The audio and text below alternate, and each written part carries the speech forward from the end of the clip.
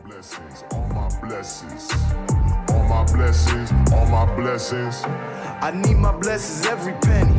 Daily counting every single one, I'm seeing plenty. Level up and watch that beat turn into. Welcome to the Michael Welch Podcast. Today is going to be a college football day. However, before we get there, I'd like to make a few notes on the Receiver documentary on Netflix covering the NFL. The previous couple seasons, of course, covered quarterbacks. This year we have Deebo Samuel, George Kittle, Davante Adams, Amon-Ra St. Brown, and Justin Jefferson. Four receivers and a tight end, of course. Footage covered from last year's season and dropped now in a compilation, of course. I don't know if it's 8 or 10 episodes to kind of get us pumped for this upcoming NFL season. And at this point, we're just all hungry for football. I watched the first 2 episodes, which is a 2-parter, which kind of brings us into the lives of all these guys. And it's a wide cast for this season. I'm not entirely certain why. But we do have Deebo, Kittle, and Amon-Ra St. Brown taking over the first part there. Davante Adams and Justin Jefferson being more the focal point of the second part. And we do learn that St. Brown's mother is German, and he speaks quite a bit of German, so we get some more of his personal life there. His father used to play in Germany. We get a bit more of Justin Jefferson's private life as well. Davante Adams seems very reserved even in his private life. Kittle, we know, is outgoing. Not too much seems surprising there. And Deebo Samuel, we get to see into his family. Not too surprising with his attitude either. So you do get to see 2 guys on the same team. We get to see what it's like for receivers and from 4 different teams. Now, we do know that there's not a whole lot that we don't see in the NFL. It's extensively covered. We do get a lot of backstory. We do have a lot of think tank from different coverage of the sport as to what's going on behind the scenes. So we both get a little something from these shows, and we get a whole lot of nothing. These aren't some exotic aliens or anything like that. But it does get us pumped for football season. And occasionally we do get the little nuggets, like what's going on behind the scenes for St. Brown and things like that. Even though some guys like Kittle, his personality is going to show through, but maybe we don't see anything we don't already know about him. So kind of fun to see that show back on and back going again. Just have something kind of passively watching in the background. It's not something that demands a lot of attention, but to kind of have that going in the background to get us ready for the NFL season. Again, not super exciting to as far as content, but fun to know football's coming. And I haven't had a chance to check out the Giants training camp deal yet. Hard Knocks. But of course, the clip circulating that the clip of them talking about what are they going to do if they trade Squadron Barkley. And of course, the discussion then about how they're paying their quarterback $40 million. So they should be able to move the damn ball. And I'm seeing all the memes, of course, of folks saying, well, I guess anyone could do this job. Any fan can do this job just as well as a NFL front office. And boy, is it funny, and probably not too far off from the truth on a lot of these type of organizations. Hell, I started a podcast thinking anyone could do this. As we're getting ready for the college football preseason hype to start, the official AP poll dropping in a few weeks here. Of course, we'll have more headlining news with spring camps and all the attached starting position jobs and stuff like that coming up. I wanted to tackle a few notes here with preseason notes, as I'm going to call them.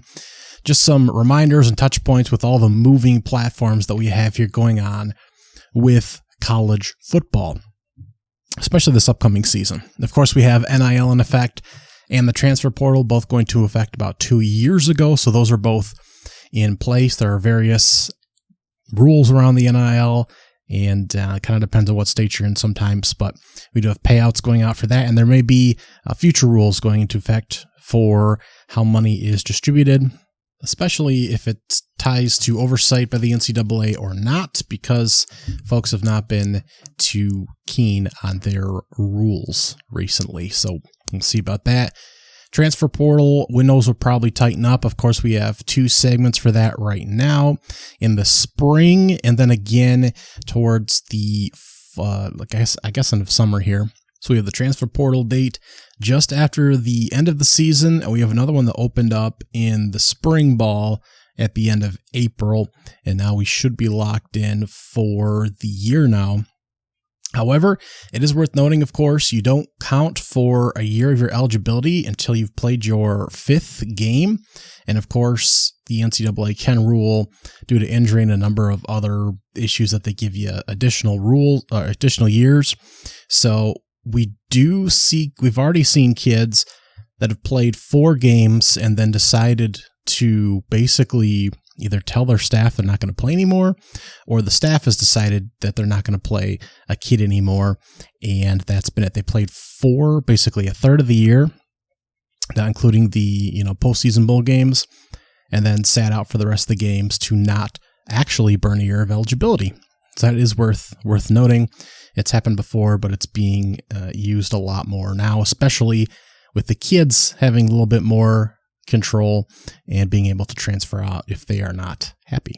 So worth noting that as well. The most glaring opportunity that a player had to take advantage of that is last year when NC State was starting quarterback Brennan Armstrong, former Virginia QB, had him at the starting position, and were prepping MJ Morris to take over that spot for this upcoming season.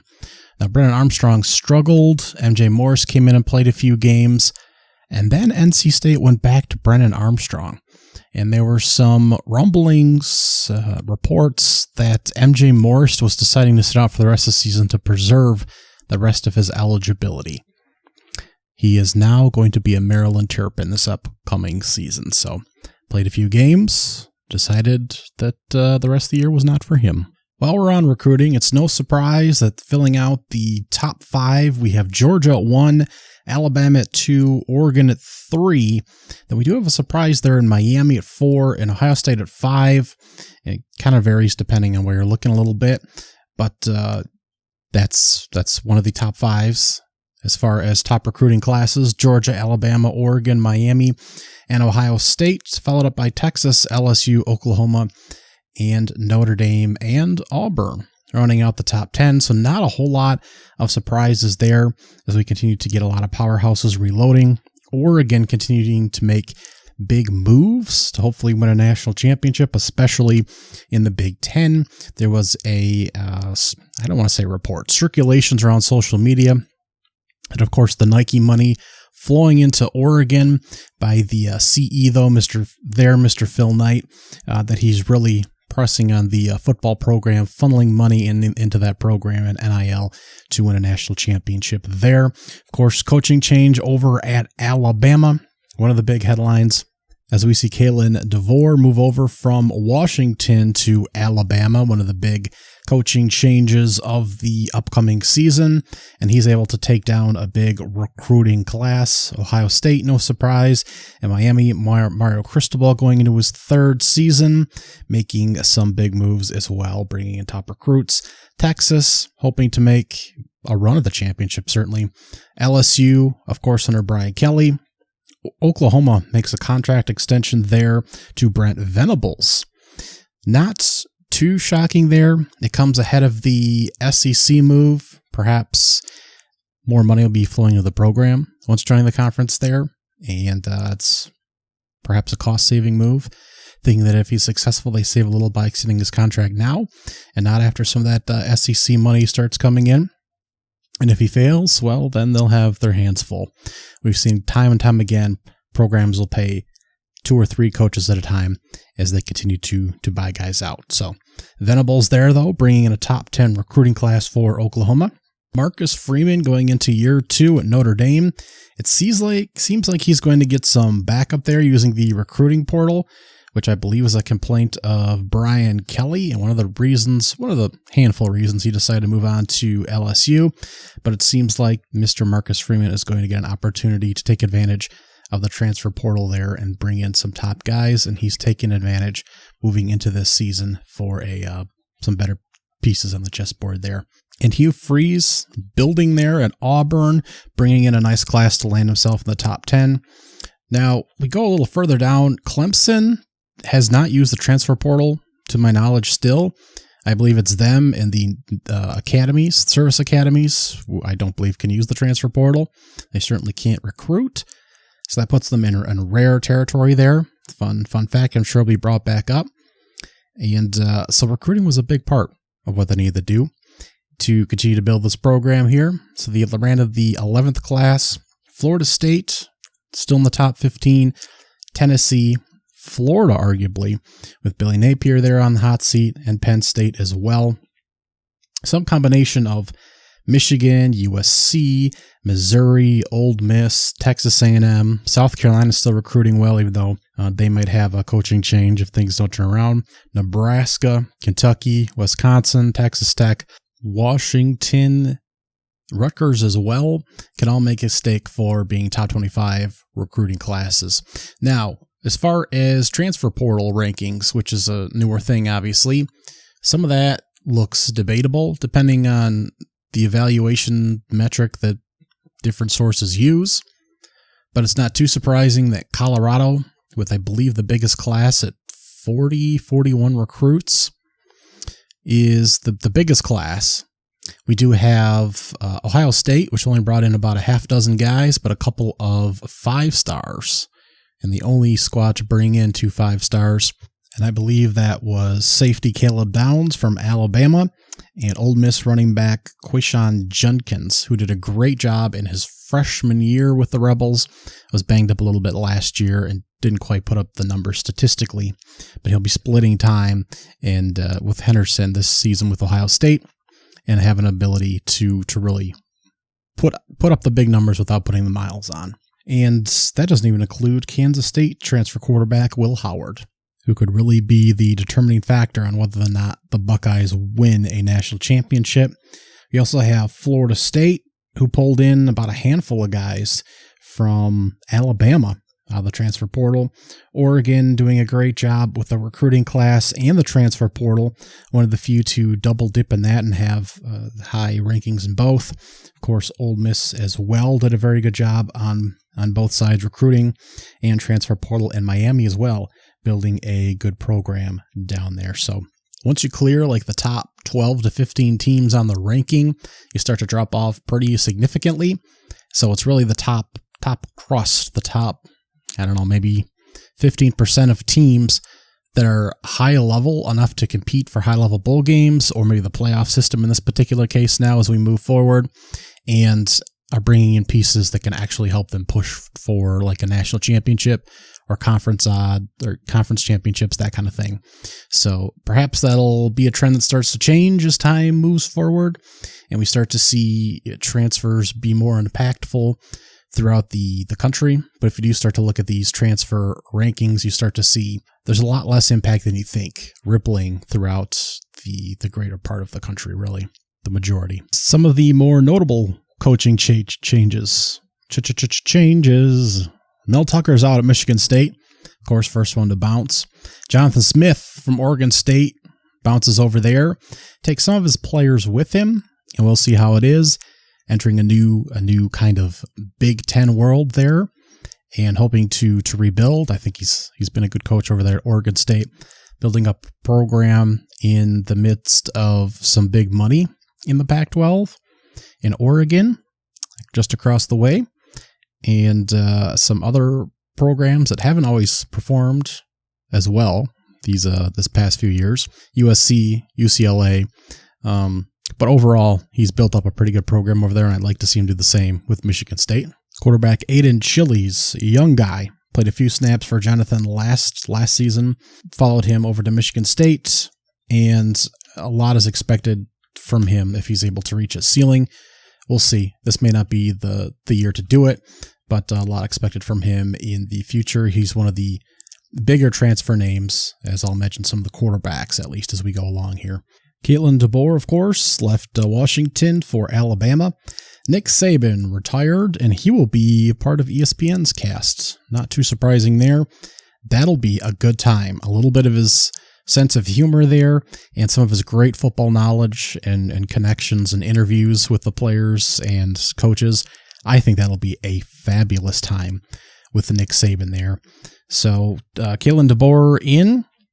We will see what he can do. I don't think he just lose that culture overnight. He's able to move some pieces with him. That Washington roster was really completely wiped out there with his moving over to Alabama. Jedd Fisch will be rebuilding Washington then. He moved up from Arizona, and he was doing a great job there. Year after year improvement in his 3 or 4 years with Arizona. And that, I believe, was contentious in his leaving. He did not bring a lot of his top players with him. They stayed with the Wildcats, so I expect them to be a lot better this year. Washington will then be piecing some things together. But Jedd did a good job recruiting there. He's a good coach. We'll see there in the Big Ten. Will Rogers moving over to Washington, taking over the Michael Penix role. He's moving from Mississippi State, where he was horribly mismanaged this past season as one of the top passers in SEC history, maybe the top passer. So it'll be interesting to see what Jedd Fisch can do with him. Great quarterback there. Now, taking over Jedd Fisch is Brett Brennan, who comes over from San Jose State, where he did a great rehab job on that program. And he'll be acquiring and picking up some of the pieces that stayed there. Noah Fifta, top receiver, McMillan, Tira Tiraloa McMillan. I'll get that at some point. Some of the top pieces on offense for Brent, who was a receiver in his own time in college. And a lot of expectations there from Arizona with talent already on deck for him. Texas A&M dumps Jimbo Fisher and is paying him a lot to leave. And Mike Elko is coming over from Duke and is hoping to manage that talent. And that's really what it's all about right now. Elko's done a good job with Duke over the past few years, not known for its, being able to recruit high talent to such a school. And he's done a pretty good job there. And now he will have what is still supposed to be a talent-rich team here that has just not been managed or coached up real well. And that'd be nice to see.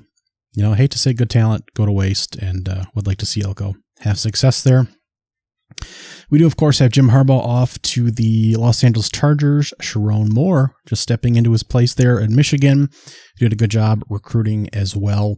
And we'll see if he can pick up right where Harbaugh left off there. In rather shocking news, Chip Kelly left as a head coach at UCLA and slid over to the offensive coordinator position for Ohio State. Shocking there. Deshaun Foster, former UCLA alumni, stepped up there. He was a former assistant, I believe, running backs coach.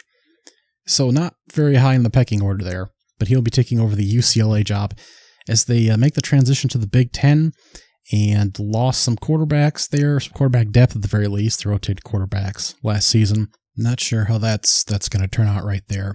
Kurt Sigoni turned the James Madison job into a Big Ten job, but unfortunately it's Indiana. So Tom Allen's out after a successful year in 2020 and lots of struggles since. Not necessarily his fault per se, but not any improvement either with the Hoosiers under his tutelage. So Kurt Cignetti, there we go, got it, will be manning the Indiana Hoosiers. So go Hoosiers, hiring a guy who had success at a smaller school, trying to make his way there at a bigger program per se. Boise State made a coaching change. We have Spencer Danielson in, the defensive coordinator, after Andy Alvos really struggled there. And we do have Mississippi State finally hiring back to an offensive coach there after the kerfuffle last year, just post Mike Leach. And Mike Lebby will be taking over and hopefully fixing some things. But again, it's going to be a tough go after losing guys to the transfer portal, struggling last year, adding good teams to the conference. No head coaching experience, been an offensive coordinator at Oklahoma, Ole Miss, UCF. He's probably going to have some struggles there right now for Mississippi State, though. Other key quarterbacks moving around. Grayson McCall has seemingly been around forever. Played very well at Coastal Carolina. Had a packed roster like 3 years ago. And talent's been kind of up and down there. Well, now he's at NC State. And he'll have an opportunity with a good defense and a pretty good offense as well to finally make his mark at a big program. Kyle McCord moved out of Ohio State and into Syracuse, moving closer to home there. Tyler Van Dyke moved off of Miami, who's made a number of changes there, and he's going to Wisconsin, hoping to give them a different look at quarterback there. Miami, meanwhile, is grabbing Cam Ward from Washington State. He at first declared for the NFL draft, then decided not to. Probably the NIL collective able to grab him up. Started at Incarnate Word, of course, then followed his offensive coordinator over to Washington State. And that was an opportunity with a good Miami roster. Lincoln Riley did not follow his coach over from Duke to Texas A&M. He instead went to Notre Dame. It'll give them an option. Dillon Gabriel moving to Oregon from Oklahoma State, and that might give the Big Ten one of the best quarterbacks in the country right there. Malik Murphy, who was the backup to Quentin Ewers at Texas last season, it was not Manning there. He was actually the number 3. Malik Murphy was a 5-star that hung around, and he decided to leave, and he went to Duke. That's where he's going, so he'll be a Dookie. Brock Vandagriff is going to Kentucky. He's been the backup at Georgia. Malik Nelson will now be at Boise State. He was formerly at USC. That is a big get for them. I believe he's a 5-star, if not a 4-star quarterback. So that's a big, interesting pickup for Boise State there. And we have Talon Green, who last year a better runner of the football than thrower. Took over the starting job for Boise State last year in their struggles. And he'll be moving to Arkansas for Bobby Petrino in what might be his last season there. That means KJ Jefferson dual threat is out, and he went to Central Florida, where he will be their former USC quarterback. Those are some of the top quarterback transfers. Conference realignment. Are you ready? The Pac-12 is now dissolved in less than a year. It is completely gone, although it might return in the future. Rights are still held there, I believe, and Washington State and Oregon State might possibly try to reboot it here, but for now, Pac-12, non-existent. Big 12 added Arizona, Arizona State, Colorado, Utah. They subtract Texas and Oklahoma. It makes them 16 total teams in the Big 12. They have no divisions and a 9-game conference schedule, so a few changes there for the Big 12. Again, Arizona, Arizona State, Colorado, Utah heading into the Big 12, and the big names, Texas and Oklahoma, heading out, which will cause a bit of debate, to say the least, over what team is going to be or come out on top in that conference. Of course, last year they just added BYU, Houston, UCF, and another squad here. Houston, BYU, UCF, and Cincinnati. Sorry, lost track here. So it's almost a completely different conference. We still have Iowa State, Baylor, Kansas State, Oklahoma State, TCU, Texas Tech, and West Virginia. But it's going to be hard to keep track of especially this conference and which teams are a part of it here. The ACC adds California, Stanford from the Pac-12, those two, and SMU from the American Conference. They have 17 teams, no divisions, and an 8-game conference schedule. Very strange here. California only plays 5 away games and travels more than any other team in the country. It was noted that it's more than the circumference of the entire globe. So that's going to be very difficult for the Golden Bears there. And Stanford, of course, making a lot of travels from California as well. Then SMU, a big competitor coming in from the ACC, and just an odd number, 17 teams. So we're going to have some weird schedules here, and not a lot of good balance in the schedules at all between who's got really difficult schedules and who's got maybe some lighter schedules, as it turns out. The Big Ten is up to 18 teams. They, of course, add Oregon, USC, UCLA, and Washington. They have no divisions either, and they're at a 9-game conference schedule. Of course, this was the most apparent, besides the SEC adding a couple teams here. So probably the least surprising, as we knew that these moves were coming here, at least as of last summer. The SEC adding Texas and Oklahoma. They are 16 teams. No divisions. 8-game conference schedule as well. So again, doing away with all divisions across the board here. Still 8 or 9 game conference schedule, depending on where you're at. And nobody's numerical number in the conference title adds up with how many teams they actually have. But we did know this one was coming 2 years ago. Now we've got 9 conferences total with the dissolution of the Pac-12. The American Conference is adding Army, a former independent. They just lose SMU, so they're staying at 14 schools, 8 games in the conference, no divisions there. Conference USA is adding Kennesaw State. It is the only new team to Division I, Division 1A, I guess it is, this year in 2024. So they're sliding into CUSA. They're up to 10 teams now, after having an odd number last year. No divisions, 8-game conference slate. The MAC stays at 12. With East-West divisions, I believe they're one of two conferences that has divisions. So 8 games, and next year they'll be adding Massachusetts. But for this year, MAC unchanged. Sun Belt stays at 14 teams, East-West divisions as well, 8-game divisions. Mountain West stays at 12 teams, no divisions. They have a 7-game conference schedule, and they made this adjustment because they agreed with Oregon State and Washington State to play at least 6 games with those schools, as they are technically the last remaining Pac-12 teams. So Oregon State and Washington State then are basically independents. And my tally is 7 Mountain West teams on the schedule for Oregon State and 8 for Washington State, actually.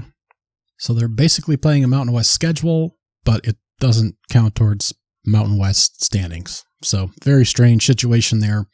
They'll hopefully be resolved the following season in 25. Just a weird situation for this year. That leaves our independents as Notre Dame, UConn, and UMass, who again, next year will be part of the MAC. So 3 independents this year. Oregon State, Washington State, if you want to count those 2 as well. Now, reviewing the playoff structure, because I had to solidify myself on this, there's no automatic qualifiers and no conference limits as to how many teams from a conference can make it in. So again, 12 teams. The 5 highest ranked conference champions will be ranked 1 through 4 at least, but at least the top 5 highest ranked conference champions will make it in. I believe this was assumed that the Pac-12 was still a Power 5 conference, but obviously it's not the case anymore. So this guarantees at least a non-Power 5 team will make it in, right? That will give us a little bit of diversity there at the very least. The next 7 teams that make it in will be the highest ranked teams determined by, of course, the College Football Playoff Selection Committee. I am fine with that. There'll be arguments over, the 12th, 13th team who will make the cut. But at the very least, we won't be arguing over which 2 teams should make the championship game like back in the BCS era, and which team should make the 4th spot like in the 14 playoff era here. We know every year that I think the lowest ranked preseason team that's won a championship was the 2019 LSU Tigers, and they were 5th or 6th. So at the very least, we know that we should at least get in all the teams that are really have an opportunity to win a national championship by going 12 deep. We can argue about that 12th team, but at the very least, we know we're not leaving like the top 8 teams out at the very least. That shouldn't happen. Now, the 4 highest ranked conference champions, again, presumably the Power 4 at this point, will be seeded 1 through 4 and get byes in the first round. So 5 through 12 will be playing at the highest seed will be playing at home, and then 5 through 12 will play each other in that first round there. But we will get home site games for the first round, and then going into the quarterfinals, the semifinals, We'll get New Year's 6 sites, and then we'll have that neutral site for the national championship. Those are the weekends of December 20th and 21st, 31st and January 1st, January 9th and 10th. The national championship will be Monday, January 10th, and some of this will conflict with the NFL, I do believe, but that's what college is prepared to do now, is play those big games against the NFL. It'd be nice if in future years they're able to kind of roll those games one into the other and not play them against each other. I would assume that some kind of agreement will be made to help boost television ratings there in the future, even though those aren't really companion programming between those college football groups and the NFL. But again, home games for the first few games at least, and then we move to neutral sites. So it'll be interesting to see those first few games on home turf. Only one big rule change here, and that's in addition to the clock running, except for the last 2 minutes of the halves, we will actually have a full 2-minute warning, similar to the NFL there. Not a big change. We already have comms going into the helmets. We had that last year. It cuts off 15 seconds before the play with 15 seconds left on the play clock or when the ball is snapped. So it makes sense to kind of align that similar to the NFL and to kind of drop a timeout right in that particular time in the game. We do have 41 bowl games. We're down 1 from 2023. Not that that's necessarily relevant. Of course, championship playoff games will be high on the radar. We're only up 1 team. Like I said, Kennesaw State from last year. We do have Snoop Bowl with a bowl game. By the way, the Gin and Juice Bowl is going to be the Arizona Bowl. I wasn't sure that was real the first time I heard it, and it's too bad the representatives are the MAC and the Mountain West, but at least we have that fun one to look forward to. Gin and Juice, sponsored by Dr. Dre and Snoop Dogg. And that about rounds up the preseason notes that you need to be aware of to fully grasp what's going on in college football this season. Of course, our preview magazines are dropping with our polls, predictions, award finalists, guesses, and all kinds of stuff. So I'll have more of my own thoughts coming up here soon. Thanks for tuning in to the Michael Welch Podcast. I'll talk to you later. Bye-bye.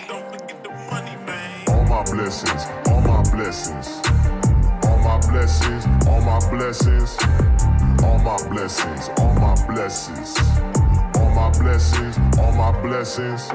I need my blessings every penny. Daily counting every single one, I'm seeing plenty. Level up and watch that beater turn into a Bentley. See, I'm stunned, so I'm all I'm thinking, please don't tell me.